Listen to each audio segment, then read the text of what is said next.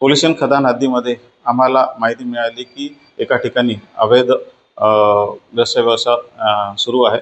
त्या ठिकाणावरून त्या माहितीवरून आम्ही आदरणीय पोलीस अधीक्षक अजित चांडक सर यांच्या मार्गदर्शनाखाली आम्ही रेड केली असता त्या ठिकाणी आम्हाला 3 महिला मिळून आल्या, त्यापैकी जी महिला एक कुंटणखाना चालवते, एक महिला व इतर 2 महिला आणि एक ग्राहक असे आम्हाला त्या ठिकाणी मिळून आली।